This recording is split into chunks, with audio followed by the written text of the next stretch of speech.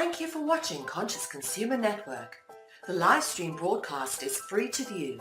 You can pause and rewind live broadcasts to catch up, or view shows at a later date by accessing our free archives of all shows. Check out our broadcast guide to see what's on.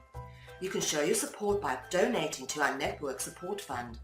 Follow us on Facebook and Twitter, or subscribe to the monthly newsletter for updates.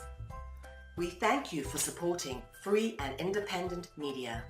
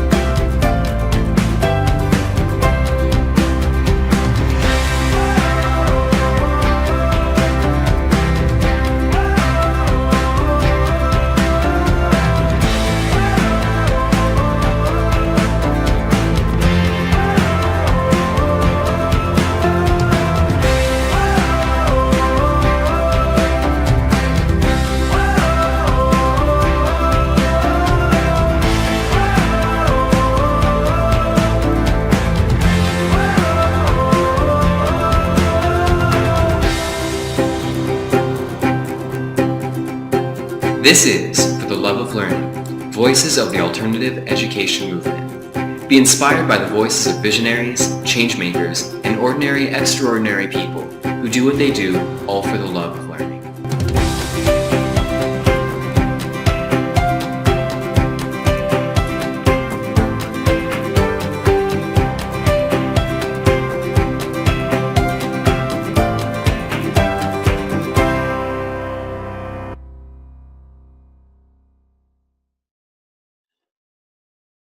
This is For the Love of Learning, Voices of the Alternative Education Movement. I'm Lainey Liberty, and this is episode number 112. Tonight, we're going to talk about learning with dyslexia. Dyslexia is more common than not. Approximately 1 in 10 people experience dyslexia, prevalent in most modern cultures. Dyslexia, also known as a reading disorder, can have significant impact on learning and literacy-related tasks.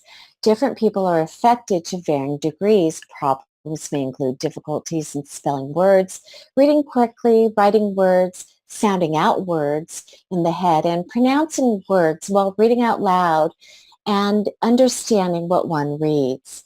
On the flip side, many who have dyslexia are often very creative and typically develop some clever skills to help them figure out words and sentences that give them trouble at first.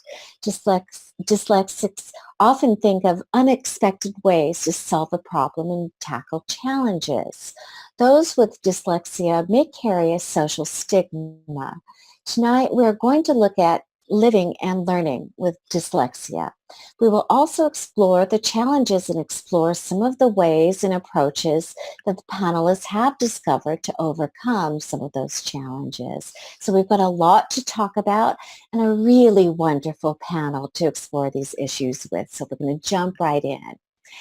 But first, I'm going to read each of our panelists' bios, a short version, but I want to remind our audience that you can find out more about each of our participants on the show notes page located at fortheloveoflearningshow.com, and look for the show notes page for episode number 112. There you will find more information about each of our panelists and links to their projects and websites. So I'd love to introduce you to our first panelist, Gina. Gina is an educational psychologist and clinical professor of adolescent special education at Hunter College. Previously, she has taught graduate and undergraduate classes in psychology, school psychology, mental health, counseling, and special education at Mercy College in Westchester County and Nyack, College in Rockland County. Her master's thesis and doctoral dissertation both focused on measures of self-determination and intrinsic motivation in homeschoolers, and some of her recent research focused on unschooling and adult unschooling outcomes. Other research interests include unschooling in other cultures, the development of reading skills in unschoolers, clinical child neuropsychology, intrinsic motivation, and self-determination and supported decision-making in those with intellectual disabilities.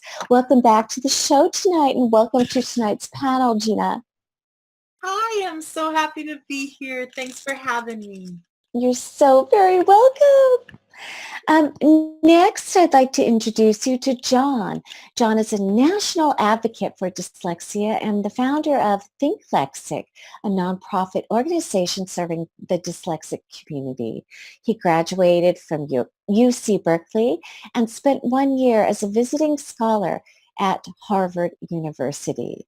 He is the author of High School Dropout to Harvard and featured in the PBS film about dyslexia called Being You. John founded Dyslexia to drive advocacy and to use the arts to empower kids with dyslexia. He holds a master's degree in education with a focus on learning disabilities. He's interested in visual thinking and education innovation. So welcome back to the show, John. Hi, Lenny. It's great to be here. We're so glad you're back and looking forward to discussing so much more with you tonight. So next, I'd like to introduce Lisa. Lisa's the parent to 3 children with learning disabilities, 2 of them who have dyslexia. She is a former science teacher with a master's degree in middle school education. Lisa is a co-founder of Decoding Dyslexia Massachusetts, which was started in March of 2013. She received an Unsung Heroine Award from the Massachusetts Commission on the Status of Women in June of 2017 for her dyslexia advocacy work. This work involves spreading dyslexia awareness, connecting parents with resources to advocate for their child, and partnering with dyslexia experts in Massachusetts to use the neuroscience of learning to read, to advocate for legislative change in public schools with regards to the necessity of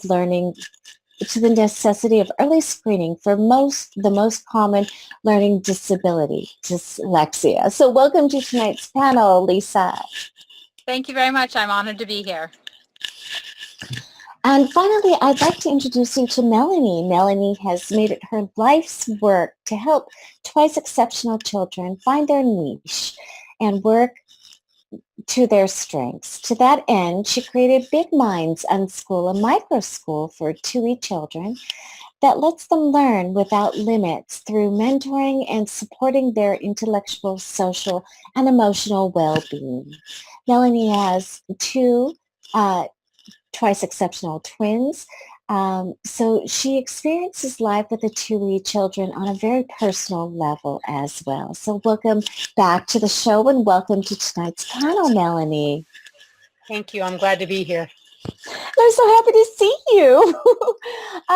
Let's start with you, Melanie. Go ahead and tell me a little bit about your personal story of why you've decided to make working with dyslexia, working with the topic of dyslexia as part of your life's work. Well, I've been working with twice exceptional kids my whole career. That's been my main focus. And when I started Big Minds, I noticed that this is a disability that a lot of twice exceptional children have. Sometimes stealth dyslexia, where they've got the dysgraphia, dyscalculia, and it's really devastating for these children. And so I'm certainly not an expert in dyslexia per se, but it's been a very large part of my work since I started Big Minds.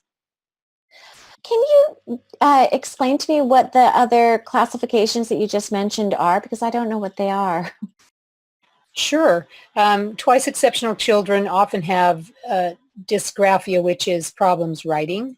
Dyscalculia is similar to dyslexia, but it's problems with numbers and being able to look at and remember and compute numbers. So those are often part of what they call stealth dyslexia. And you were on a previous panel about twice exceptional children. And so for those that haven't seen that show, I urge you to go search our archives because that was a fantastic show. But working with twice exceptional kids, dyslexia, is that one of the most common, do we call them disabilities or challenges? Is that one of the most common ones coupled with an additional challenge? Yeah, it can be. I mean, twice exceptional kids, there's a lot of anxiety issues. There's a lot of perfectionism. Often they have executive functioning issues, which dyslexia can be tied in with that. So those are common disabilities, challenges, whatever label you want to put on them. They are things that are really tough for 2E kids because they have high intellectual capacity, but a hard time being able to show what they know or engage in a imagine if you're curious to research something and you're dying to go online and you just can't read anything online. So it's really tough for them with this high intellect and no way to feed it. Thank you so much. So it was a great introduction, and actually you set the stage perfectly because we're going to talk about, of course, bringing up some of the challenges that just adults and kids face with dyslexia. But I also, a little bit later on, want to dive into some of the ways that they can meet those challenges. So thank you. Thank you for that. Gina, why don't we go to you next? Gina, why don't you tell us a little bit about your work and where it intersects with working with either students or kids or adults with dyslexia, and why that's an important part of the work that you do. Sure. So I always say I have my feet in two worlds, right? I have my feet in the unschooling and the homeschooling world, and then I have my feet into the public school world as a clinical professor of adolescent special education. I came to special education from the field of psychology about 15 years ago and fell in love with it because I felt like, I wish every child had an individualized education plan, an IEP. And I teach teachers about learning disabilities, such as dyslexia. So it's something I'm passionate about. It's something I love doing. In my other world, I just finished a study on how unschoolers learn to read and got some interesting results that got me thinking more about dyslexia and decoding and language acquisition and all of that. So yeah, feet in two world, and also very, very interested in the study of learning disabilities and especially dyslexia. And Gina, can you talk a little bit about, because you're actually working with unschoolers and homeschoolers, is there some correlation between dyslexia and the families that choose to take this path? Is that a contributing factor? So I wouldn't say it was a contributing factor, but I will say that there are many individuals within the homeschooler or unschooler community that do have dyslexia. So again, I don't know if it's causality, but it's certainly there's certainly a relationship. Awesome. Thank you. Thank you so much for that intro. Let's jump on over to Lisa. Lisa, as I read your bio, you've got your hands full with 3 children. Would you like to share a little bit about the role of being an advocate as well as being a parent and living in this world, and share with us a little bit about, what that looks like? So yes, there's, the part of me that needs to advocate for my children, but there's also the part of me that realizes that this is way bigger issue than, something that just my children face. There's children all across, the country and the world that, have dyslexia, the most common learning disability. I noticed, early on that my child was struggling, and it took a while for me to even come upon the word dyslexia. I knew that there was something going on, but I didn't have that word. And I often, meet other parents that say, I didn't know about dyslexia I didn't realize, that it affects reading and or, multiple areas of learning. And, my struggles with getting my oldest identified and getting her the appropriate help led me to co-found Decoding Dyslexia Massachusetts, which is part of a grassroots movement in all 50 states and 4 Canadian provinces. Uh, you know, Parents just like myself that realize, this is what's going on with my child, but there's other children who maybe don't have, families to advocate for their needs, to, try and connect other parents, connect people with the neuroscience of learning, and hopefully try and make legislative change so that we can identify these kids early before it becomes a disabling disability where they end up potentially graduating high school illiterate. Wow, thank you for that. Thank you. And I'm going to have a lot more Welcome. questions for you, Lisa. I'm absolutely wonderfully impressed, and I can't wait to dive in more. But first, let's jump on over to John. John, go ahead and share with us a little bit about your story and how you came to do the work that you do.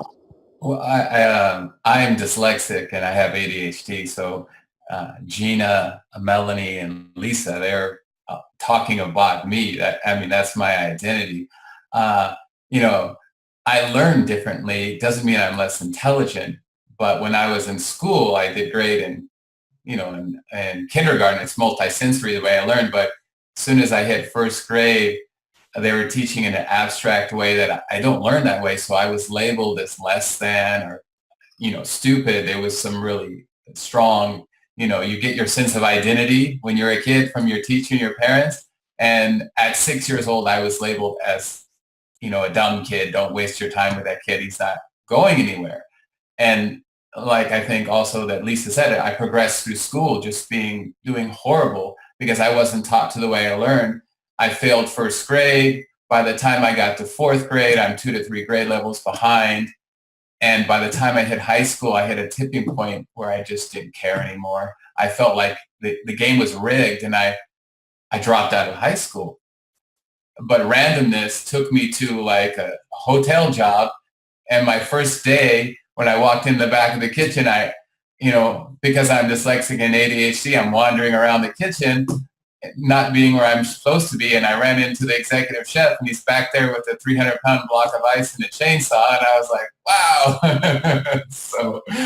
And also something I didn't know is if you're dyslexic, you don't think two-dimensional, you think three-dimensional. So that made sense to me. And for the first time, my mind felt at ease. And I just sat there and I was staring at the chef. And the hotel manager where I was supposed to be came after 10 minutes looking for me because I wasn't where I was supposed to be. And he started yelling at me, who do you think you are? Get back to the main kitchen, or you need to be in the main kitchen. And the chef there didn't even know me, barely acknowledged me, looked up and said, the kid's working with me, and chewed, he's like, get out of here. And then the failure kid at 16 that didn't see much hope in my future because my previous life before was just heart-wrenching and demoralizing, I became an ice carver and my life completely changed because that's the way you think. And yeah, the kid who failed, first grade and dropped out of high school, when I ended up sculpting ice at hotels on cruise ships around the world. We did go to Greece, we cruised Greece too, Mykonos, Santorini, and Piraeus. My life changed once they actually acknowledged the way that I learned. So it was wonderful. And since that day, and I'm so grateful for the chef there, Charles Collins, not only was I understand that I learned differently, but my disposition, I became a happy person. And I've been that way ever since. And I'm older now with my own family. And the reason it's dear to my heart, why I started Think Lexic, is I care deeply because those kids, I have a daughter that's 4. I think of them as my kids. I wouldn't want what happened to me, the labeling and the heartache. I don't want that to happen to other kids. So that's why I started Think Lexic, the nonprofit. And that's why we're working so hard, like I'm sure everyone else is on the panel, to make sure the kids get screened and they're taught the way they learn. So it's a really personal thing for me. So. Yeah, and I could hear that. I can absolutely hear that in your voice. Your advocacy comes from a very, very personal place, but I want to actually, if it's comfortable, to go back and talk a little bit about before the screening happened, before screening actually was part of the policy and in place, and what that did to somebody who had dyslexia. How did that affect your personal development? How did that affect your identity? And how did that affect your sense of well-being? For me, like, you're a happy kid. I was a happy kid in kindergarten. And then you get to first grade, like, it's the only way I can describe it. And you think I'm going to be over the top. It is slowly soul crushing to your spirit. It beats you down. You feel smart inside. It takes you a little bit longer to process something. And like, the teacher would ask a question and you're like, I'm ready to answer. By the time you're ready to answer, they moved on to 2 more questions. So you feel like you're always chasing to stay up. And because you learn differently and they teach in a like an abstract, two-dimensional way, you fall behind like within a few months and you never catch up. So you feel like you're chasing. You're in this mode that you're just in it's upsetting. You feel smart, but you can't show it because the only way to show that you're intelligent is, can you write it down? And that's your main disability. So no, I can't. It's a more difficult struggle to do that. I could tell you, there's other ways to show your intelligence, but you weren't allowed that. So the only way to show your intelligence was your main disability when you have dyslexia like I did and ADHD. So it's a no-win situation when it was at school for me. That's what happens. And I don't know if you know, but like the dropout rate for kids, at least in California, for dyslexics like me with dyslexia and our ADHD, is 42% because they do the same thing that I did.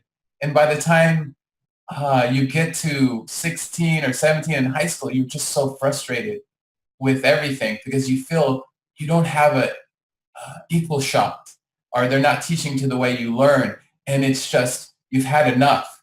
And then I felt, in my opinion, at the time when I dropped out, I felt it was a smart decision because the outside world seemed fair. Because if you're creative and you have stamina, you want to pursue something, you get rewarded in the outside world. But within the school system, there didn't seem to be reward because I used to stay up till midnight, 1 a.m. because I wanted to do well. I didn't want that label of being stupid or less than. That stung. And like I said, it still stings now. And I'm, successful with my own family and happy. It doesn't go away. So that's, like I said, that's what I do. And I think a lot of us do what we do is because we don't want those things for, the kids now, or our own kids. So I hope I answered the question. Absolutely. I'm going to ask this question to the panel. I'm not really sure. And thank you, John. Thank you so much for being open and candid and talking from your heart, because it's really important to be able to share these stories. But my question is, when did schools start screening? And if a child, if their family had decided to homeschool or unschool them, is there a way that they could get screened or tested? And what does that process look like? And Gina, why don't we go to you first? Sure. So I think if you're talking about schools and federal law, dyslexia started getting screened when IDEA passed. So you're talking 1975, but it really didn't catch on until the 80s and 90s. But by the mid 80s and probably early 90s, people were definitely getting screened. Teachers knew how to recognize learning disabilities, and they would like talk to the school psychologist or psychologist, and the psychologist would then classify. So I think when you're talking first state, you're talking 75, 80s, early 90s.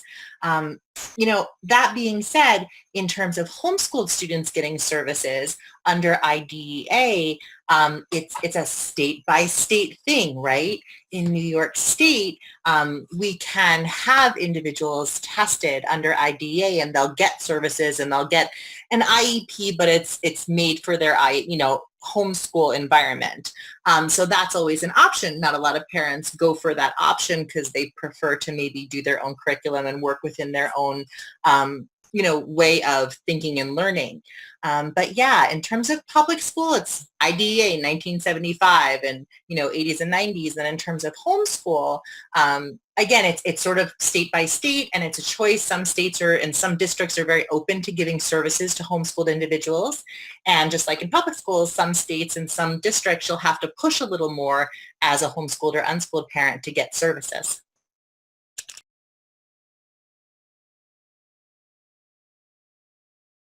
In California, they've just issued a guide that tells how to test for dyslexia, what things to look for, how teachers can mitigate dyslexia in the classroom.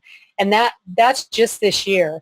We have a local school district being sued, class action lawsuit, because dyslexic kids in their district have not been served for the past 10 years. So, I mean, even in the public school forum, I don't think everybody is being served the way they should be. And then, like you say, Gina, we've got private school, we've got homeschooled, and there's not much motivation by the public districts to help kids who are homeschooled, or private schools often don't have very good screening for these disabilities.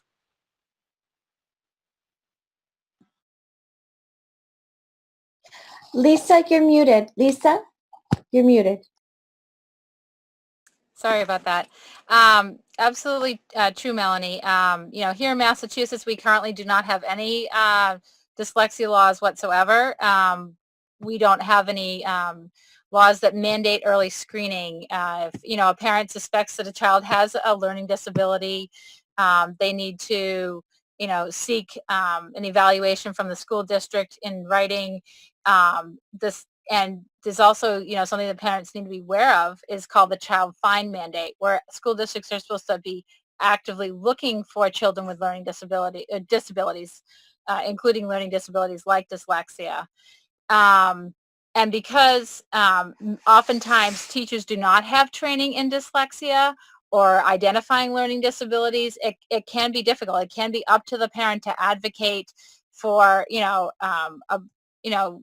an evaluation and then advocate for appropriate services. And it all comes down oftentimes to the parent to educate themselves on what the laws are to,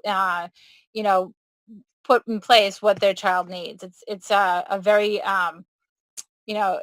complicated process if you don't know your rights. And, first you have to go and, get the data, get the information as to what skills gaps your child has, and then try and do your best to learn, what needs to be put in place to address those skills gaps so that your child can make progress toward closing the gap between them and their peers. So we've touched a little bit on the screening process that schools that they partake in. What kind of advocacy is out there for peer groups and for parents and for the students themselves or the learners themselves? So for parents and so for parents, I would say Decoding Dyslexia. We all have state groups. You can go to decodingdyslexia.net and locate your state group. They all are active on social media, definitely Facebook. Most of them are also active on Twitter. They all have web pages. For peer groups, there is a group called Learning Ally Yes. that connects teens to, get together and do activities to, find each other and bond over the fact that they learn differently. Um, for just disabilities in general, dyslexia, dyscalculia, dysgraphia, or there's parent training centers in all 50 states that are federally funded that you can reach out to for resources. There's lots of links on Decoding Dyslexia Facebook, web pages to access that. Like Rights Law is an absolutely wonderful resource for advocacy. To learning about dyslexia, I always say, go to the experts. We're lucky here in Massachusetts to have many experts that are doing current research on dyslexia. Dr. Nadine Gobb from Harvard and Boston Children's, Dr. John Gabrielli from MIT. We've got Tufts with Marianne Wolf. We have lots of experts that we can rely on, and we're trying to do our best to get the information out there to parents to say, hey, this is the science, the neuroscience of how the brain learns to read. We need to advocate for teachers to get training in this, and so therefore they can, appropriately identify and help students so they can, make progress. I would say for parents also, International Dyslexic Association, understood.org, both great organizations. There's a book that the International Dyslexic Association gives out, and actually it's $15 on their website. It's called Basic Facts About Dyslexia, and I think that's such a good starter book for parents, for teachers. It's one I give my own teachers when I'm teaching them about learning disabilities. And understood.org is always just such a great resource for anything disability. I want to jump in a little bit too. I know teachers have their heart and soul in it, but there's a lot of myths about dyslexia that are permutated throughout the schools. So oftentimes it's hard for parents because they go to the teacher or the administrator for advice about how to deal with their child's disability, and they don't really know. They're not well trained in the proper mitigation of dyslexic students' difficulties. So when you're going to the expert and the expert's not giving you good advice, it really makes things worse. Yeah. I just want to speak to the teachers also. I think that in terms of special education, I know I teach teachers, so I'm going to be a little bit kind of like, ooh, here, because we do, when you're getting your graduate degree in special education, there's so much specialized stuff that they are taught and they are trained to do. I think the field of special education has gotten better, hopefully, in the past 10 years. I know we still have far to go in terms of training teachers about specific learning disabilities. There are a ton of myths out there. But in defense of my teachers, I think that we're trying to do better and they're trying to know better. And I'm not trying to discount how hard teachers work, but, the general public too, even psychologists, pediatricians, people like that believe myths like, oh, one way to tell that child has dyslexia is that they're transposing their letters. So it's those kinds of things that make it really tough for the parents trying to get good support. So I have been a teacher for many years before I moved on to this career, and I have ultimate respect for how hard teachers work. But again, they're being trained to be a little bit of an expert in a lot of areas, and so that leaves them wanting when they're faced with a kid who has a serious disability in reading and they don't quite know what to do. Totally understood. And from my point of view in California, things are changing. I think we're lucky that we have Silicon Valley. I know in California over the years, dyslexia just this year is starting where an understanding. I know you can walk into most public or private schools. You'll get 3 different definitions of what dyslexia is, and most don't have a strong understanding of it. But one thing is that I'm excited about is, and I think kids should have, is we're doing a big event to kick off Dyslexia Awareness Month at Facebook with Understood on October 11th. And what brought me up from listening to you guys is students, a lot of the tech companies are wanting to have kids with get their profile, their education profile by kindergarten or first grade, because everyone is different. And I think if you have a really strong education profile of your student, you know what clicks or connects with that kid, they can be a lot, their gains will be much stronger. They'll do much better. And it seems it's going in that way. There's a lot of tech companies that are behind it because, as you know, like Silicon Valley, as California is, we call it the dyslexic motherland because there's so many kids on the spectrum, because dyslexic kids and Asperger's, they're better at coding than they are at, they struggle with the English language, but they're great coders. That's why they run so many of the companies up in Silicon Valley. So education profiles, I think, is something down the road, but my heart feels good about that, at least going in that direction. So. Well, and I think it's cool that they recognize, Silicon Valley recognizes the technology will be the answer to really helping these kids succeed in a conventional school model. So we have talked a little bit about the profiling of the challenges. Can we talk about the specific learning challenges? What do they look like? When somebody has dyslexia, what does it look like to approach learning in a way, first of all, maybe in a way that doesn't resonate with their style of learning, and what that does to them, and what are the challenges, and maybe we can even jump into ways to match the needs that aren't being met. So I'm just going to open that up to the panel.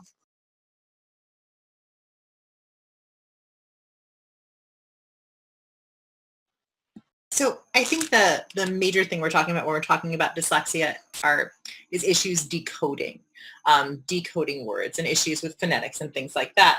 And I think when we talk about dyslexia and we talk about decoding, there's also a couple of myths, like dyslexics read backwards always. There's many, many, many ways that dyslexics see letters and words, and it's not just the getting the B and the D, and it's not just getting the K and the M mixed up.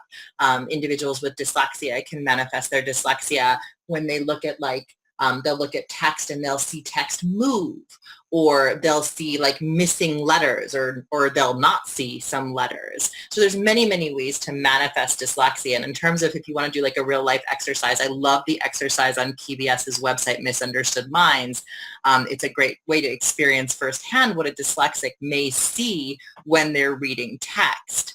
I also want to mention that there's a critical shift that happens between the 3rd and 4th grades when it comes to dyslexia, because from K to 3, you're really just focused on learning to read, right? Everyone's just focused on letters and sounds and phonetics and learning to read. And then between 3rd and 4th grade, there's this shift to reading to learn. And that huge shift is where we see kids lose intrinsic motivation, lose real interest in school, because now they have to actually read text to learn about things. Teachers are saying, read chapter 1. So that critical shift really makes us lose a lot of kids when it comes to dyslexia. I don't want to say too much because I want everybody else to talk. So.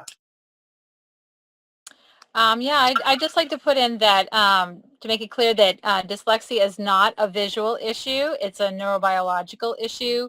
And that for, individuals who are working with kids, including parents, some of the things to look for is that they often do not read accurately, and that they have oftentimes they'll come across a word, you help them decode it, you help them break it down, and then when they see the exact same word again later, they don't recognize it. It's like a brand new word to them. And for me as a parent, one of the things that was most obvious to me was my child's spelling. And younger grades, oftentimes, it'll be called inventive spelling. But there's a point, end of 1st grade, 2nd grade, where, a child has been taught certain methods for spelling, even simple words, and they're still not getting them correct. And when that persists, that's an indicator that, there's a problem with language. And, dyslexia being the most common learning disability, it could likely be that. It's very important to, as you said, go to the International Dyslexia Association and look at the lists of, indicators for dyslexia, and then, either privately or, have the school evaluate and list exactly in your request what you're seeing, what your concerns are, all areas of suspected disability, so that the testing goes down all those areas so that you have a good idea as to where your child is currently functioning. Because, as you said, third grade is that brick wall. They start from learning to read to reading to learn. And it's can be heartbreaking, both for the parents, but definitely the child. They sit there and they struggle. And oftentimes, because many teachers don't have training, they they don't see that child is struggling as much as they could, especially in a class of 20, 25, 30 kids. Oftentimes it can be the quietest kid who's silently struggling. And, I am, as a former teacher, you've got to keep an eye on everybody, but especially those quiet kids. You don't know what they're struggling with. And, they're looking for support, and, any way you can. Some parents I've met, they said, oh, the teacher whispered the word dyslexia to me. And I'm like, oh, you're so lucky, because nobody whispered it to me. And I always wonder what would be different now if I had, had somebody whisper that to me. I wanted I wanted to add into, like, as being dyslexic in school, how it's structured. You want to know, like, you lock in on certain things that you're interested in, like science, could be literature, could be, math. You want to know more about it, but you want to, if you want it to click and stay in your head, or not, not just come to visit for a short period of time and leave, you got to engage, like, multisensory, all your senses. You want to make or build something. We do different things with Think Lexic. You have to build it and then test it using mathematical principles. That way it clicks in. You got to, engage. And who says, and this is my opinion, who says you got to spend all day, every day from, 8 a.m. in the morning till 2:30 or 3 in four walls in the classroom? That's not, to me, that upsets me, learning. And I'm sorry, I have a lot to say. That upsets me. You got to engage with the world. If you want it to click, you want to, you're doing science, you need to go out there and, get dirty, or really get involved with it. That's my take on it. And if you do that way with the dyslexic project base, not only are you build, what's, nice, Common Core gets a bad rap, but project-based learning, you can actually do that. Like, let's say you wanted to build something, or you wanted to test, you can do physics, build a plane, test, mathematically, if you change this, how far will it fly? You can write it up. So you're using English, math, and science. I, in my opinion, for dyslexics, I love project-based learning. That's what we use at Think Lexic. It engages all your senses, plus it crosses all the different things that you're learning, English, math, and science. So that's my take on things. And there's nothing more painful in life than being dyslexic and having to sit in a class and get period after period of abstract learning that just doesn't work for you. You feel beaten up. It's like being in a boxing round. And by the end of the day, you're exhausted. So that's why you need multisensory if you're dyslexic, if you want it to work for you. So. I couldn't agree more, John. I think that that's the key to most kids that have different learning abilities, is to get them out of the four walls, out of the conventional learning model, let them work to their strengths, let them have authentic learning experiences. Because, I mean, even for those of us who are good readers, it's hard to sit in a little hard chair for 6 hours a day. But for a kid who can't read and really definitely wants to access the information, it's like you say, it's a brutal torture session. And then it's no wonder they all drop out by the time they're in high school. So I also think that I just want to circle back around quickly about identifying. We talked a little bit about the kids that are super quiet, but also the kids that are really bad behavior problems, the ones that are noisy and disruptive, and I call them the exploders versus the imploders. But those kids, there's a reason why they're doing that. And as educators, we need to find out, why is that kid disengaged from learning? And then let's approach it in a different way to engage them. And the things you're talking about, John, are exactly the kind of engagement these kids need. So we've talked about it a little bit from the educator's perspective. Maybe Lisa or Melanie, you can address it from the perspective of being a parent. Sure, I can jump in. My daughter is a stealth dyslexic. She's a 2E child, extremely gifted, brilliant girl. But like many girls who are gifted, they have this imposter syndrome, so they hide their gifts and they try to fit in. And so she had all these coping mechanisms to look like a normal kid in the classroom. She didn't know half of what was going on. She only made it to second grade, and then she dropped out of second grade because it was too painful. Well-meaning teachers would have her staying at recess and work on the work that she couldn't get done during the morning. So she'd miss out on the social time, and she was an extremely social child. So it's like John was saying, on every level she was being beaten down. So she couldn't do her social interaction, which was what she lived for. She couldn't in any way show how smart she was, and she couldn't do the work that was being given to her. So like every day was just this ongoing beating up of around her spirit. And I worked really hard to raise this strong little girl, and I sent her to kindergarten, and within 6 months saw her just completely defeated. And so it was really painful because I was a public school teacher. They came to school at the school I was teaching at. I was a literacy specialist. I mean, of all the people, my kid can't read, and then we found out later on she had dyscalculia, and she was a stealth dyslexic, and it was a really painful experience. So we, like many people do, I put my career on hold and pulled my kids out of the public schools and brought her home to help her learn in the kind of way that John's talking about. It became, going out in nature and doing hands-on learning, and whatever the kids were interested in, we did followed their passions. And, I'm proud to say my kids are 16 and a half now. They're both in college, and my daughter's 200 pages into a fantastic fantasy novel. So she turned out to be a writer. So there you go,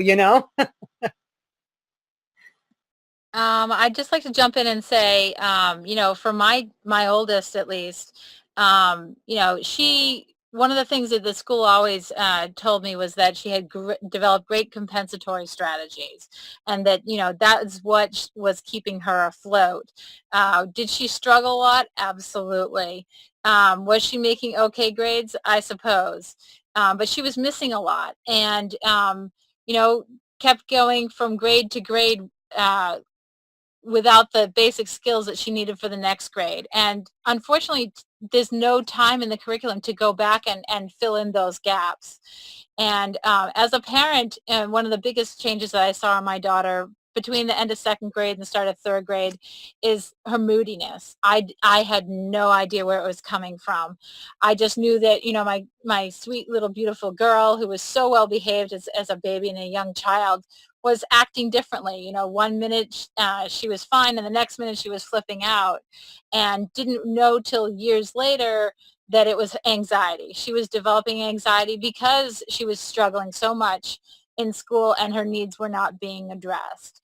And it was, critical at that point that we ended up getting a neuropsychological evaluation to find out what was going on with her. And I'm like, oh my God, this is what it is. This is why she's been acting out all these years. Finally being able to put a name to what was going on with her, and, uh, did the best I could to, learn what was going on and advocate for her needs. It's just so heartbreaking as a parent to not understand, why you're sending your child off to school to, work with professionals, teachers and even reading specialists or whoever's working with your child, and for them not to get the help they need. It's mind-boggling, and especially as a former public school teacher. I just had no idea, like, why is it not working what they're putting her in remedial reading. Why is that not working? Why is it she's still sitting there year after year and not getting any better?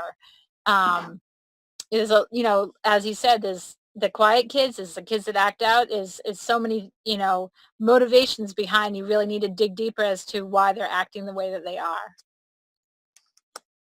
And I think that just speaks to the tremendous power of parental advocacy, both with Lisa and Melanie.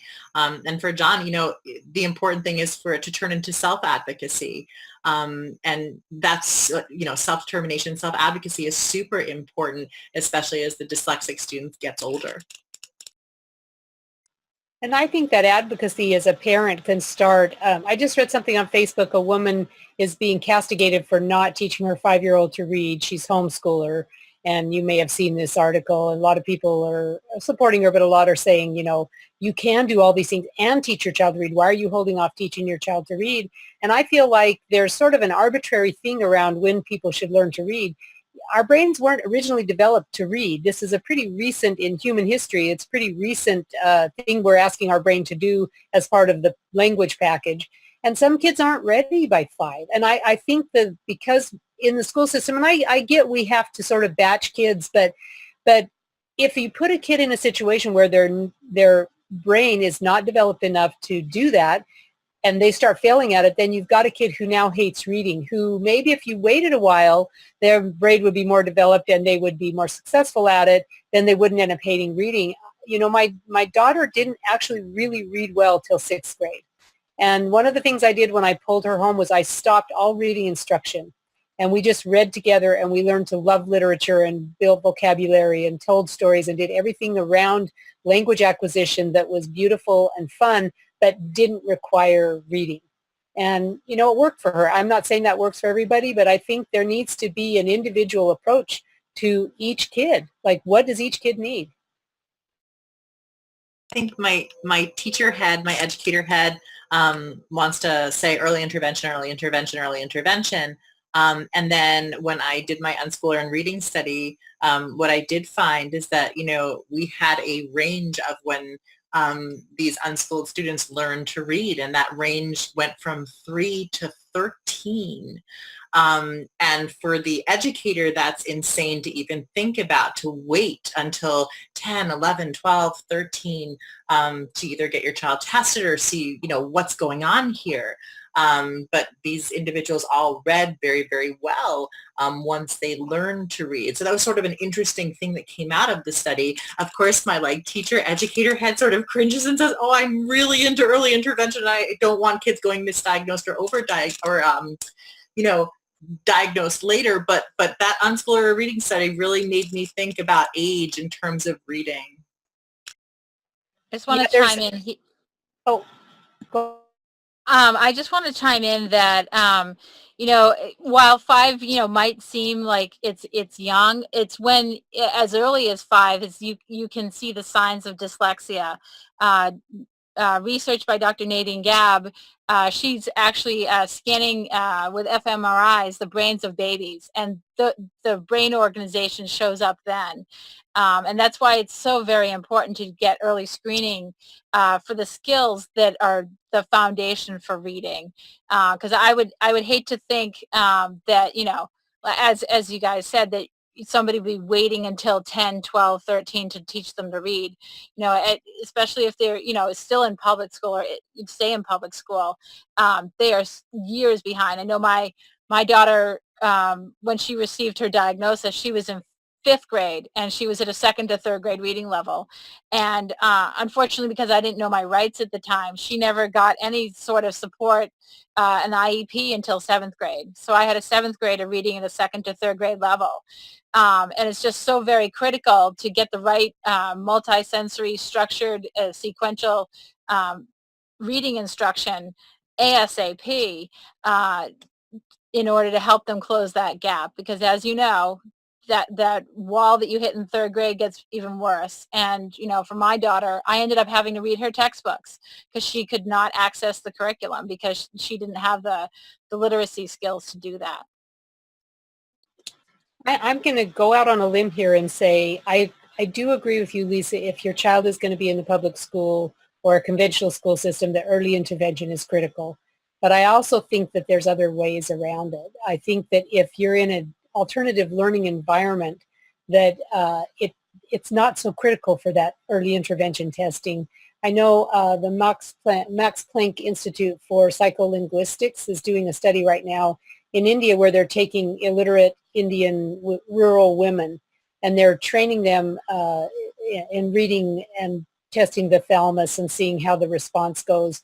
And these women are going from illiterate to good readers by 6 months of training. So, and it's not necessarily that these are dyslexic women. They're just trying to see how the changes in the brain happen as someone who has never read before but has a language capacity suddenly learns how to read the written word. And they're saying that the brain is so much more plastic around learning to read than we've previously believed. So I just think that the system that we have in place is really tough for anybody who learns different than audiovisual learner. So maybe it's time to think about really, let's shift the paradigm. Like how do we best learn? And I love what John's doing. I think that this multi-sensory, three-dimensional thinking, getting out in nature, like whatever it is your thing is, most of the kids that come to my school at Big Minds are like the people we're describing. And when you get them in a situation where we're letting go of all that conventional learning methods and focusing on what their strengths are and letting them work to their passions and weaving in all the things they need to learn, like reading and arithmetic, through their passion, it's astonishing the progress they make. I mean, like mind-blowingly astonishing. I want to bring in one thing too. And one thing that's big, especially since we're in California, kids with dyslexia, they struggle. Our reading takes longer to learn. It's a longer process. But like we teach, like Think Lexic, we teach intro to Python and we teach intro to Java, coding language, and they learn that quick. So I think there's something there, talking about strengths. Like one thing I didn't bring up when I was talking about it, also your sense of being, if all they focus on all day long, like in elementary school, is what you're bad at, you're not, you struggle, you read slower, you struggle with writing, and you're not a very good speller, you're going to have a bad sense of self. So that's why we're jumping in as early as kids in fifth grade, and we're teaching them Python even within the first day, because Python is an easier language. It's some of the older languages are more archaic, but it's a kid can actually within the course of a 2-hour class create something on their iPhone, code it, and then send it out to all their friends. So I'm saying, the kids that are dyslexic, they struggle with things, but they have incredible talents. And one of the things we're trying to just amplify is teaching them how to code because they seem to do great at it. So that I just wanted to throw that in there, because I think even if you sometimes you give a kid, even if you're not teaching them like in a structured class, you give them like a YouTube video with Python, they'll come back in a couple hours and they've already done it themselves. Just because I think it's the way that the dyslexic mind works. They like that too. So, and also one thing too is you can be as creative as you want. Like your creative mind can run wild when you're coding, because you can make whatever you want. It's just you follow these guidelines it's not too complicated with Python, and then you have a nice little product. So had to say that. California. So. I want to just jump in really quickly that I think most schools underutilize technology. Like we've got all this amazing technology out there that could do everything you're saying and more. And yet most schools use the, Chromebooks and stuff like an electronic worksheet. So we need to get better at utilizing all the capacities for support. I think this show actually is a step in the right direction, because we're advocating here in terms of what needs to be needed. And what I love about what we're talking about is we've addressed it from the perspective of the educator, the perspective of the parent, and we've spoken about it from the perspective of the learner as well. So we've got so much more to talk about. We're going to take a really short break and come back and continue the conversation in about 4 minutes. My gift. I was brought up my whole life to believe I was stupid because when I try to tie my shoes, I can never look at stupid, silly, failure, never amount to much. It was just some of the words. I always pretend it never hurt, but as you could imagine, it did hurt. Sticks and stones, they'll break your bones, and words, they'll tear you to pieces and eat you alive. I remember when I was 5, crying in my dad's arms because I was left alone in the changing rooms at school. You see, I was trying to put my shoes on, but I didn't know my left from my right. Even the teachers left me. Now, that ain't right, but these same teachers would call me lazy and would call me crazy. They'd put me in all the bottom classes as a way to prophesise that in future, that I'd be like that in society, bottom class. I remember one time, a teacher wouldn't let me go to the bathroom because my toes were back to front. I tried 52 times until my pencil was blunt. I'm 27 and I still struggle to say the full alphabet and spell simple words. And the funny thing is, I could probably make my living out of words. See, I used to think my dyslexia was a curse. Walking in the classroom with a scribe, and from the embarrassment of my friends, I just wanted to die inside, always falling behind. See, they would treat me so different but never teach me so different. Then I remember one day my mind had a lift. My gift. Because think about it. Some of the best entrepreneurs, artists, entertainers, athletes in the whole world had this gift of dyslexia. You can go after your calling like Alexander Graham Bell and answer it well. Come up with an idea like Thomas Edison, or dream it like Walt Disney, or show it like Steven Spielberg, or say it like Whoopi Goldberg. Work your imagination like John Lennon and drive home like Henry Ford. See, we can't afford to waste this life. So paint it beautifully like Leonardo da Vinci or Picasso. Don't worry about the bullies and the hassle. Be a knockout in life like Muhammad Ali. Who else? Let's see. Jim Carrey, Will Smith, Albert Einstein, Mark Twain, Richard Branson and Tom Cruise. Just to name a few. And I bet you, no one cares about their backwards twos. See, life will try to break you up with commas, but we've got an important mission upon us. So people will try to fit you in brackets, but you'll never be satisfied with this. Because you have one of the best imaginations there is.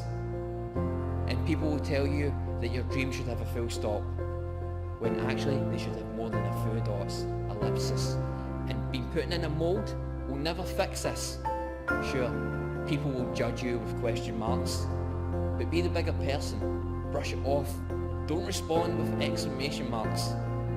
Where you've got dyslexia, dyspraxia, ADHD, or any so-called disability, let nothing hold you back. Be you, be free.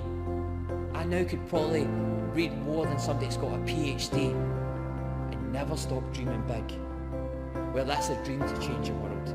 Well, that's to be knighted by the Queen. Well, that's to have lunch in the White House, or to be on Ellen TV. Be who you're called to be. Go after your destiny. My name is Stephen, and my gift is dyslexia. What is yours?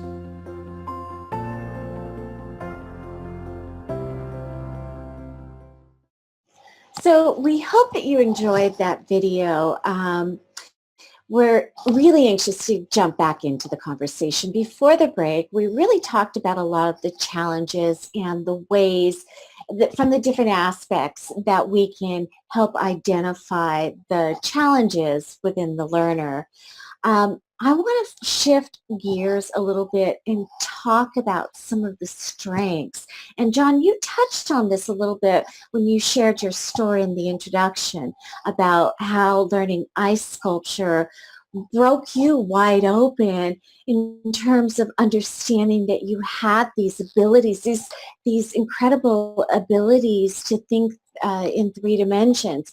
Can we talk, and John, we'll go to you first and then we'll go to the rest of the panel, but I want to talk about the strength in creativity and the ability to process in a different way that makes this actually a gift.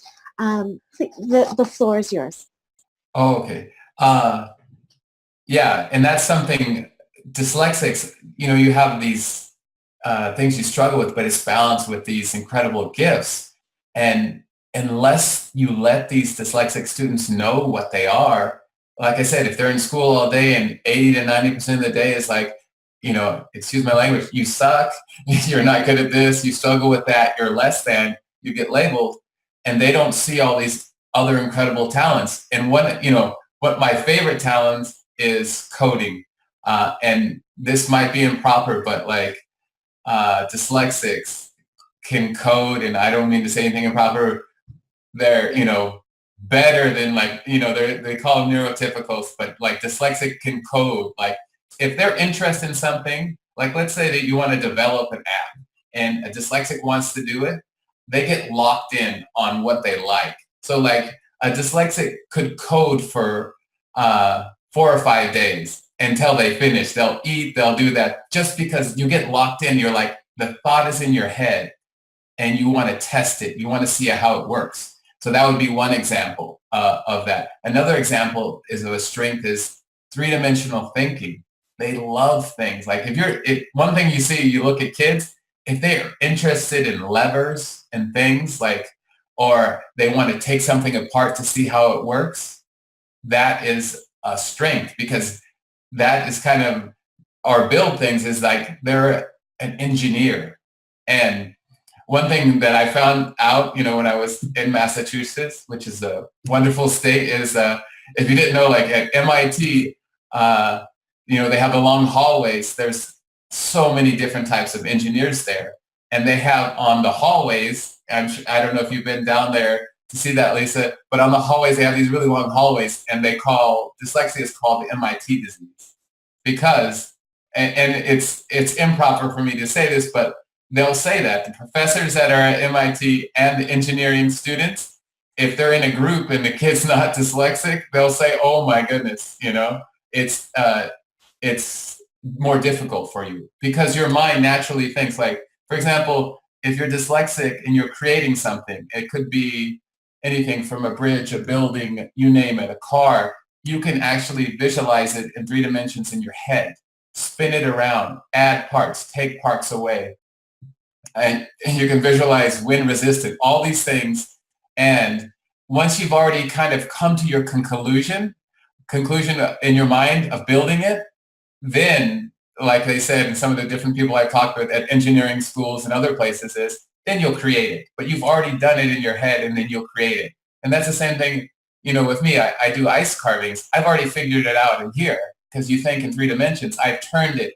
I've done every part. So when they give me the, 900-pound block of ice and my tools, I'm just doing the other part, just the manual part. I've already kind of figured it out. So like, what I fear the most is that our kids, which is 15% of the population, they argue back and forth, 12 to 15% of the population of the entire United States, or K through 12, is dyslexic.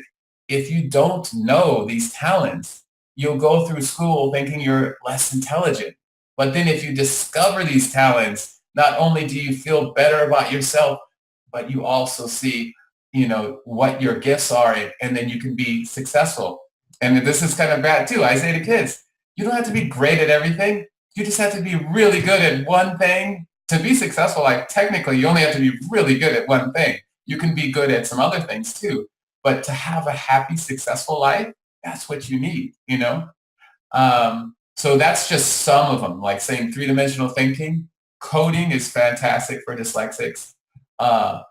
Building, anything where you're outside. I've also learned that, I've met a lot of dyslexics that are in the Secret Service, that are in police officers or in the military, things like that, where they're outside, they're doing things, where they're engaging their senses. So those are type of things that I think dyslexics would favor. And there's quite a few other things too. I'm sure some of the other people would want to add on, but those are some of my favorite things. So, yeah. I completely agree with, we need to foster children's ability to find their strengths. It really gives them, their self-worth because they struggle throughout the day, with learning, that they need to find something that they're good at, that they can feel like, hey, I'm worth it. You were speaking to, a higher percentage of those with dyslexia at MIT. Another a lot of actors are dyslexic. Whoopi Goldberg, a whole bunch of others, and artists. There's a lot of artists out there playing to their 3D, their dimensional strengths. Even landscaping, anything outdoors, and so forth. Oftentimes, they play to those strengths and are wonderful at it. It's just so very important to, for a child's self-esteem to find out, who they are inside, instead of relying on the school to, support, their self-worth. I think when I think of dyslexia and when I think of strengths and I think of creativity, I always think of the neurobiological aspect, right? I think of the Yale Center for Dyslexia and Creativity, which is a great website for parents and teachers. I think about the neurobiology of dyslexia. I think about something called inefficient pathway theory. So it's in Motes and Dakin. It's in Basic Facts About Dyslexia. It's in a lot of research. But basically, and I don't want to use quote unquote normal, but I'm just going to use it here. So quote unquote normal readers will always use their left hemisphere as the primary hemisphere for reading. So if you're not dyslexic, you're always going to use that left hemisphere.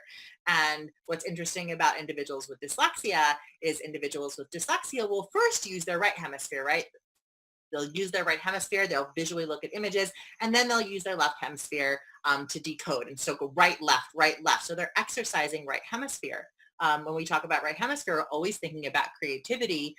So, I mean, it doesn't surprise me that dyslexics have higher levels of creativity across the board, because it's that right hemisphere that's always being exercised, whereas quote unquote normal readers will just exercise that left hemisphere when reading.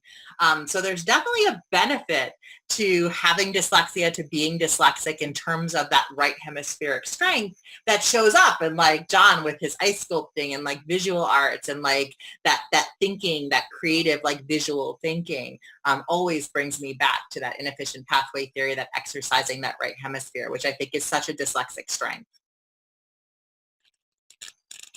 Yeah, and I agree with that. Oh, I'm sorry.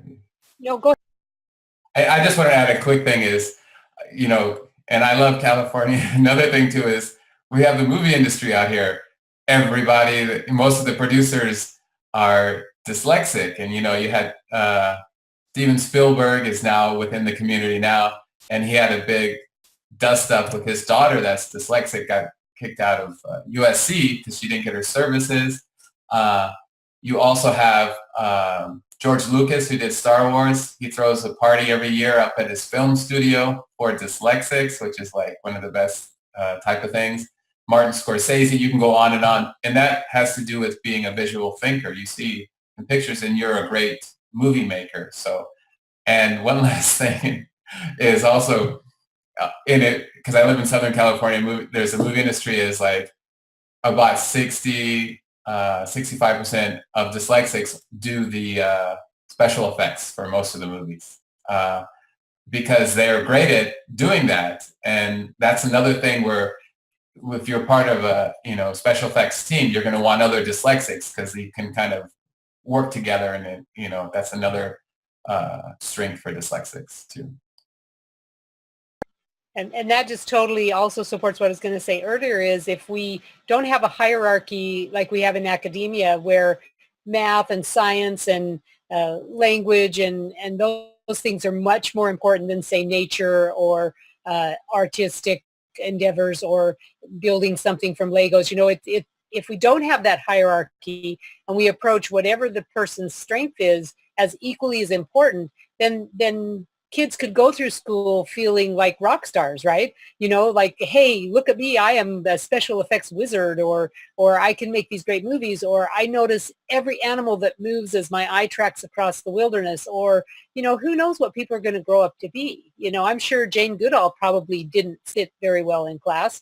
And look at her. She's out there discovering everything about primates, you know. So if we could just sort of open up our vision and support kids as to what they do the best, I think dyslexia would cease to be a problem in schools, frankly. And I do agree with you that a lot of this has to do with education, not educating the kid, but educating the public about the strengths of dyslexia. I just want to share a quick story, Melanie. Something you said made me think of this. I work with teens, and one of the teens that has been on our retreats is this wonderful, happy, nature-loving, brilliant young man. But what makes me really sad is when he told me that he thinks he's stupid. And I asked him, why would you think that? Oh my gosh, look at all these incredible, incredible strengths you have.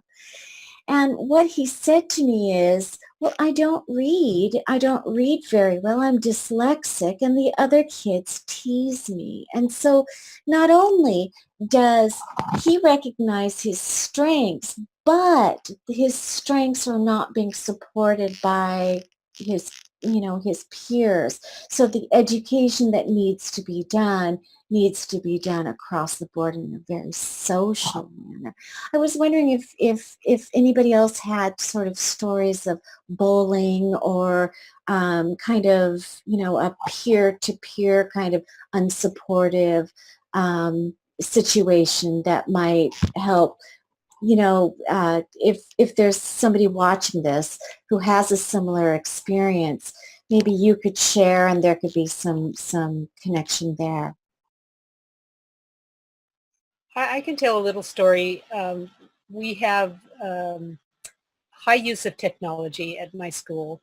And I had a boy who was a fifth grader who was feeling like John described, just disconnected, stupid. Nobody got him. He couldn't do anything. He was a dumb kid. And he came to us pretty traumatized from his experience. And we found about this little company called Beeline Reader. It's two dyslexic guys made this in their garage. And so I remember calling up the company and saying, hey, I'm just this tiny little nonprofit school for twice exceptional kids. Could I get a discount pricing? And he started laughing. He goes, we're just this tiny two little guys in our garage that made this. So I know at least one of them has dyslexia. So they've made this wonderful program that you can buy for, he gave it to us for $10 a year. You can load it onto all of your laptops and iPads. And the kids can play around with the background. You could do gradation. You can change the font, all this stuff. So we're sitting there with this boy, with his literacy coach, and they're messing around with it. And he said, all of a sudden he goes, stop right there. Oh my God, I can read. And he read a paragraph. So I was like, holy crap. Like, is that all it takes for some of these kids? Like, why aren't we doing more of this, And what about speech to text? And what about having the computer read to you? Like, there's so much technology out there. Why aren't we doing this so these kids can just go around that roadblock? Like, why are we spending all of their time in school trying to mitigate this thing that's so hard for them? And then the thing that they're fantastic at gets brushed under the rug all the time when we have technology to help us. So for me, that was like really reaffirming to me that I'm on the right track, that these kids, if you can support them in the right way, and of course that's not going to happen with everybody, but that for me was a really powerful moment that we have the technology out there to really make a difference for some of these kids. And I think it's not a story, but it's a comment to Melanie. And I think we do need to think about literacy differently, right? I think we need to think about literacy as, more than just the written word. There's so many resources out there. There are audio books. There are Lexile readers. There are high interest, low level books that we can use. There's storytelling. So literacy in and of itself is so much more than just reading the written word. And I think that individuals with dyslexia automatically know that, but I think it can be leveraged in a way that can be really, really helpful. Yeah, think about if we went back in time, to our Paleolithic ancestors. Some of them might be super dyslexic, right? We don't even know if they had written language, but they have their shaman that's telling an oral story that goes, he can remember or she can remember this story for generations. And even as far as like 100 years ago, people had alternative paths. You could go do apprenticeships and mentorships, and you weren't stuck in this linear sequential model that every day told you what a failure you were. I wanted to, I guess, build on that from Melanie and also from Gina is, I'm in California, Silicon Valley a lot. And one thing that I don't think a lot of people know is, if you send, in Silicon Valley, they have, like you say you send an email, a text to someone there, you will not get a text email back. The app that almost everyone uses, and you're probably familiar with this, Melanie, I imagine, and some of you other guys too, is it will go back as a video. Because if you're a dyslexic, you might spend, trying to respond to an email, you might spend 20 minutes, debating where a comma goes and not being certain, whereas they don't waste their time doing that. And it's really prominent in Silicon Valley. It hasn't caught on with the rest of the country. I'm sure it will, is you just respond, like you click on that and you send a video email back, and it's quick. And because there's such a high proportion of people on the spectrum in Silicon Valley. So that is another thing too that I think is great and great to use. So.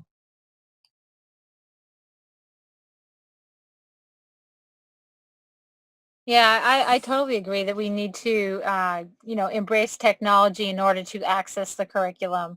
My oldest, besides dyslexia, also has dysgraphia. And, with, the written word, getting everything out, she does type everything, but, you know, everything shows up on as read because she's spelling everything wrong, and it really drives her nuts that she's trying to get her thoughts out, and it's just not coming. It's really frustrating. And with access to speech to text and text to speech and audiobooks, access to the curriculum and access to even video to get out your thoughts is so very powerful, because that way you're communicating with the rest of the world the way the world works. Is very important. All the while, obviously focus on remediating those weaknesses to get them back, catch up to grade level with the right supports. Yeah, and I totally agree. Tell your daughter to turn off the autocorrect while she's pre-writing. Right. But it's just, we don't really know the world our kids are going to be living in, right? The think tanks are saying like 75% of their lives will be spent virtually. And a lot of what John is talking about, avatars are going to speak to each other without ever writing anything down. So I think we have to think about education differently. I totally agree with Gina. Like, literacy doesn't just mean that you can sit down and read a book. It used to, but I don't think it does anymore. Literacy could be, like John was saying, you could be totally literate at different coding languages. You could be, which, by the way, I think are just going to get more and more important. One of the things our kids are using at Big Minds now is called Swift Playground, which is kind of like Apple's version of Scratch. And it's incredible. Like, they sit down and in 5 minutes they're coding stuff because these kids are sort of pre-wired. I'm not a digital native. I'm the old grandma that doesn't speak the language and has to be interpreted because, I'm around all these smart kids all day. And that's where my disability shows up when I try to sit on Scratch and they look at me like, Scratch is really old school. So I just think we have to keep that eye to the future, that there's a really different way of approaching life that our kids are going to have, even encompassing reading. Like, I think it's going to be very different than what we're experiencing now. And so if we're trying to educate them for what we have now, they're not going to be ready for what they're going to have in the future. So I just think that's an important point.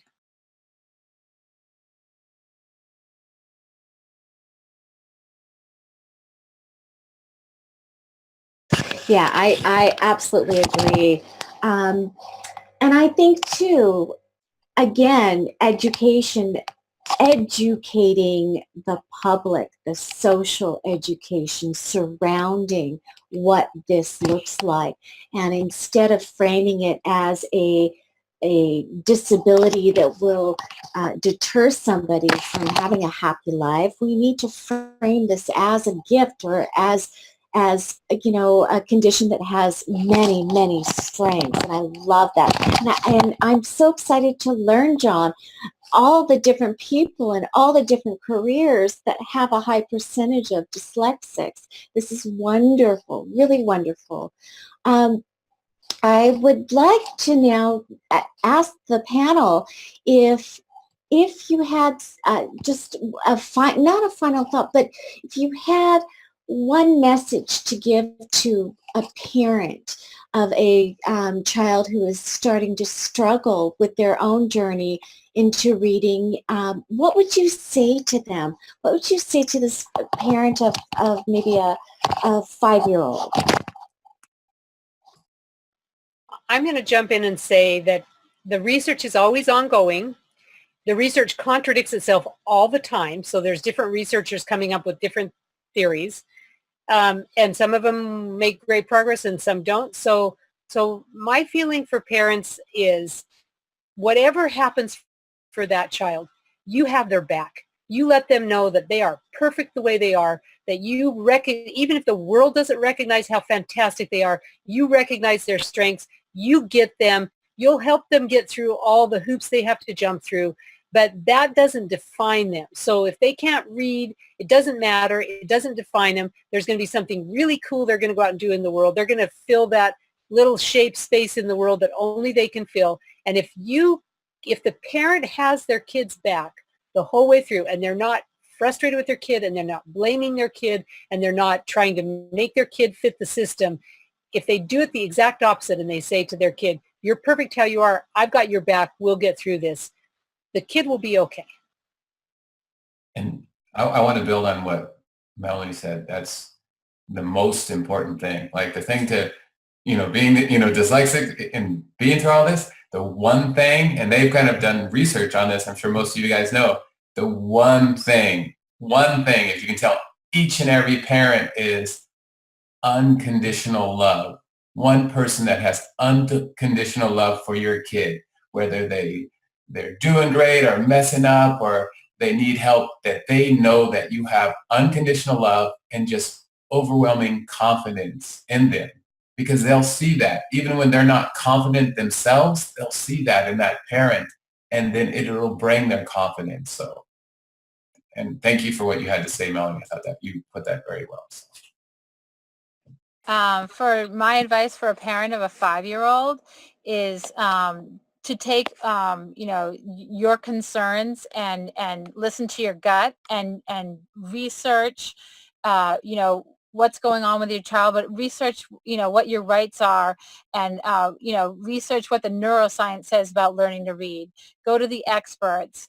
There's many families who've been in the same position as you, that you're not alone.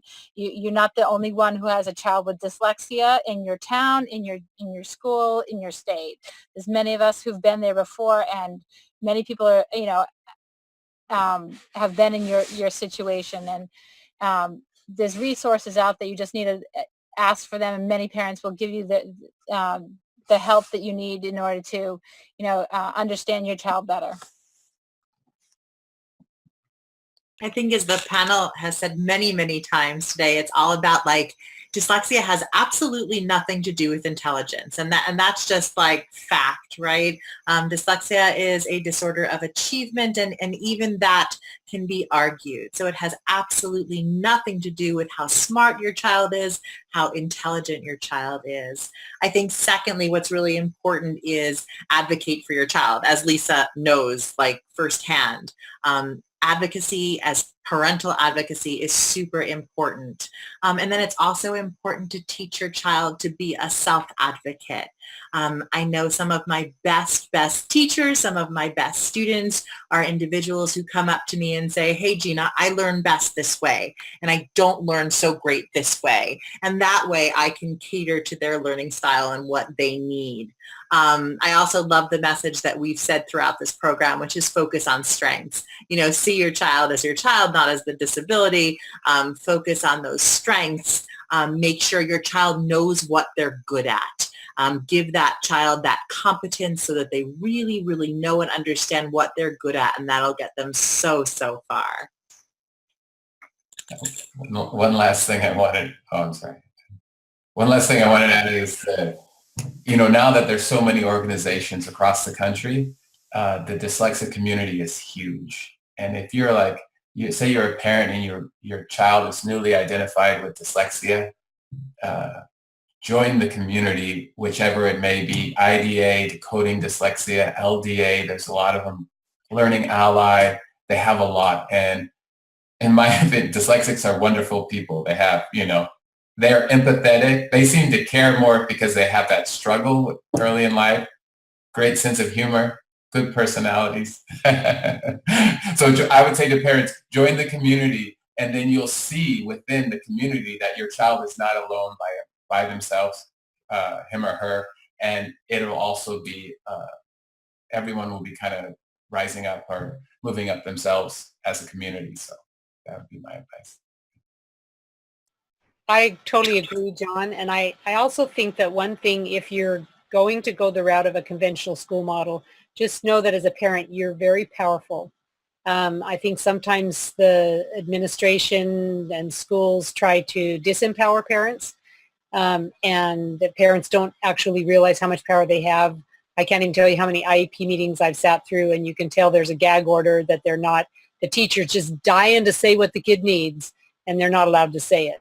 So Gina talked earlier about rights law. That's a great place to educate yourself about how to advocate for your child. And also, I love the idea of teaching the kid to self-advocate as they get older. But hopefully, it's more about what John's talking about, that you have a community that's a more positive instead of adversarial. You've got a community of people who are working with you and supporting you and showing you different ways to be successful in life. And that grassroots movement is what's really going to make a difference for dyslexic families and children.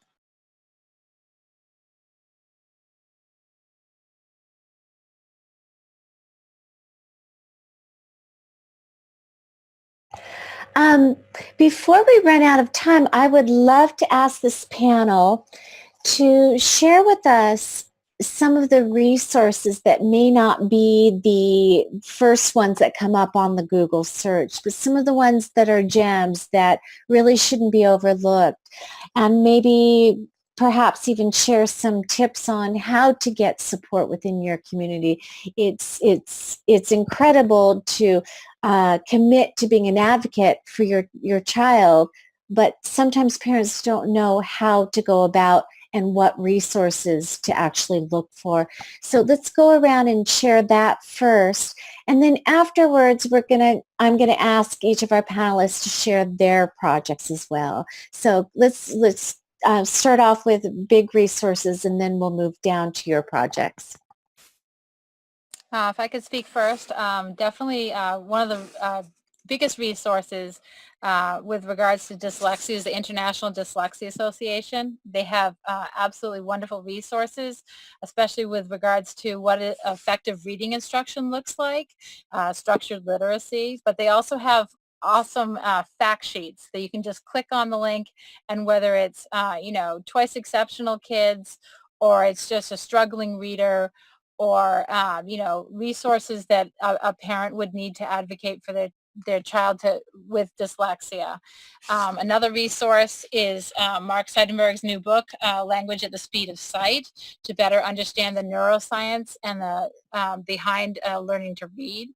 And with regards to advocacy, definitely the Rights Law From Emotions to Advocacy book, but also the Rights Law webpage is filled with resources, and even links to connecting you with somebody in your area, because as somebody stated before, the laws are different in every state with regards to state law, but IDEA, federal law, applies to all 50 states, and that's where parents can get their strength from, understanding what their rights are and what their child is entitled to.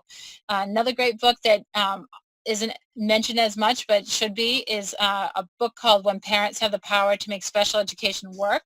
It's written by two parents from here in Massachusetts and their journey with their child. And it's so funny how it parallels what a lot of people have told me their experience has been is they believe in the system, they think their child's getting what they need and realize that they're not, and their journey to finding appropriate supports.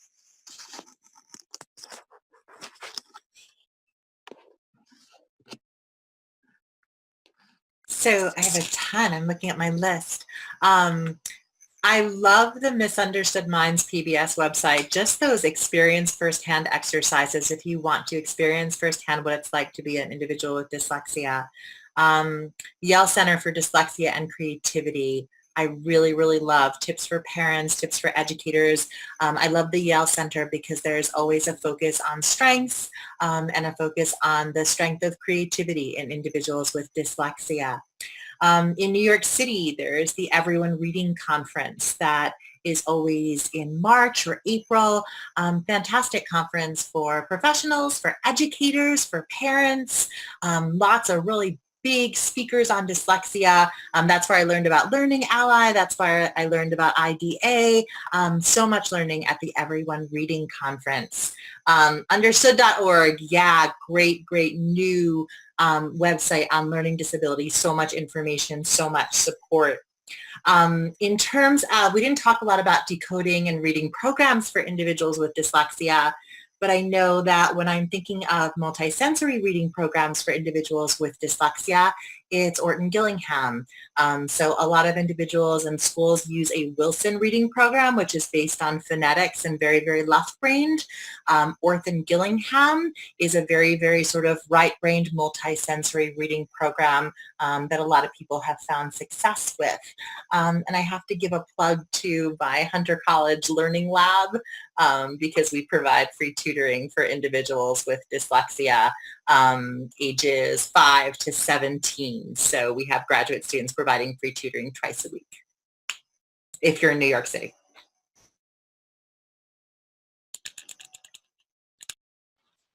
I just want to say too, for dyslexic community, oftentimes a lot of these websites and books are written, so that makes it a little tougher.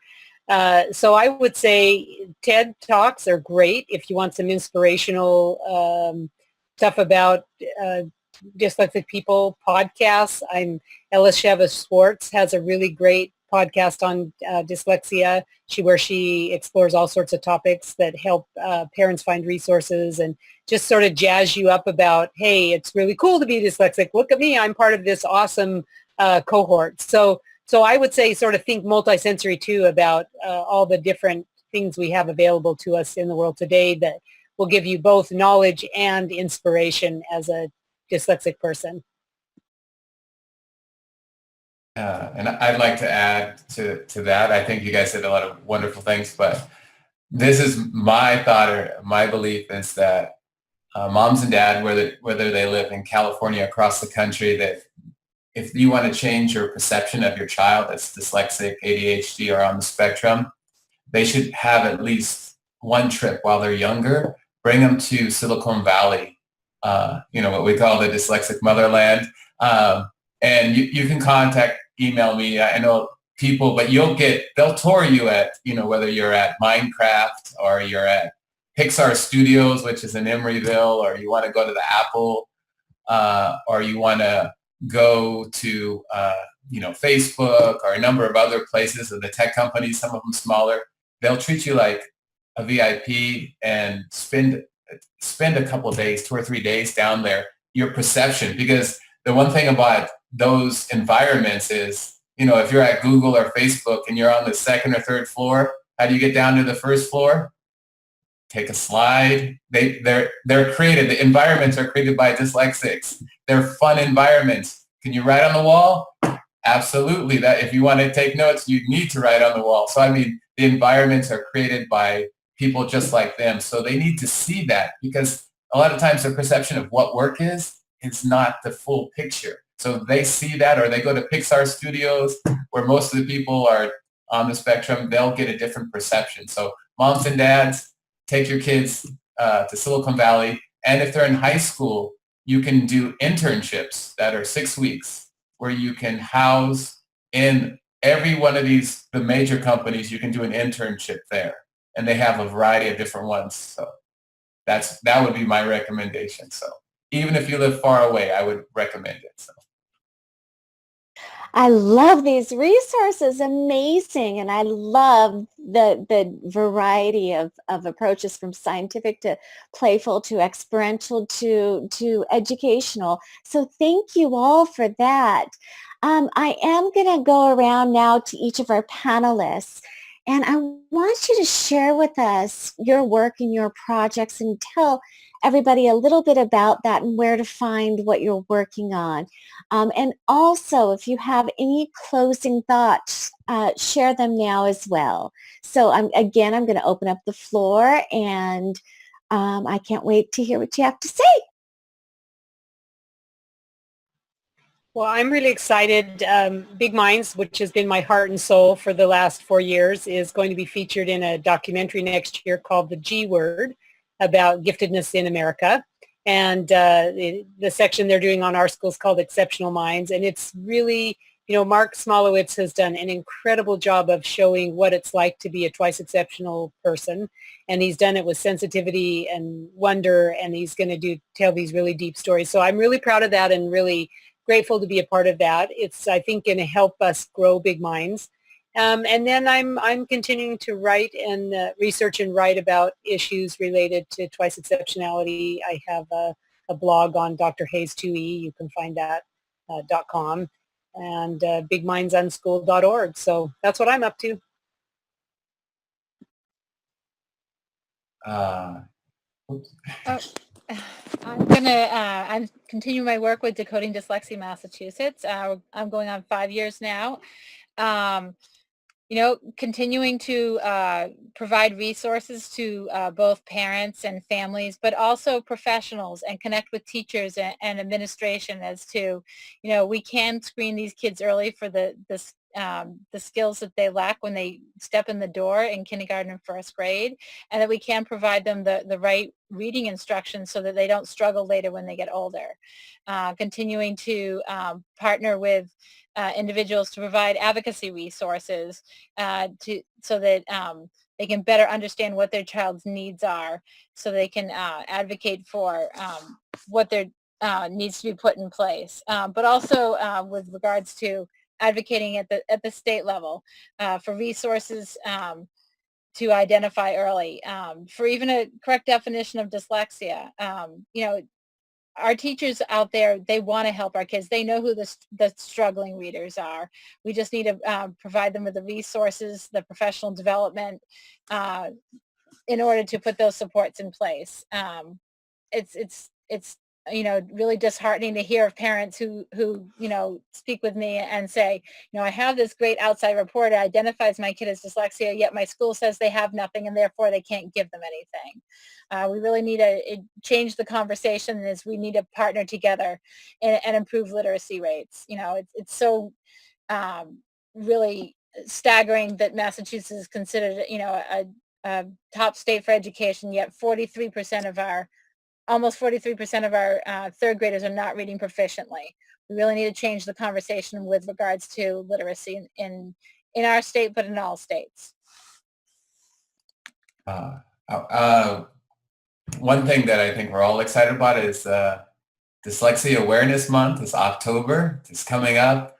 If you get a chance, and I'm going to be at the Facebook campus in Menlo Park with Understood, and we're going to kick it off. I'm going to have a 900-pound block of ice, if you can visualize how big that sucker is, chainsaw, rotary grinder, all my chisels, and we're going to make something amazing we're going to have school kids come in, plus all the employees from Facebook and other people coming on. Again, that's October 11th, and it's going to be live. It's going to be streamed on Facebook Live too. Plus, we'll put on a really nice, fun show out there.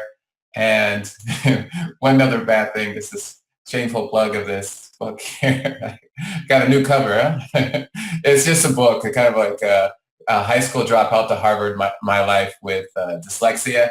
If you want, and what's nice about that, it's on Audible, so you can listen to it. And if you open it up on the Kindle, you can listen to it too. And it's a short read, see? And, me being dyslexic, I like books that are short reads. So those are the things.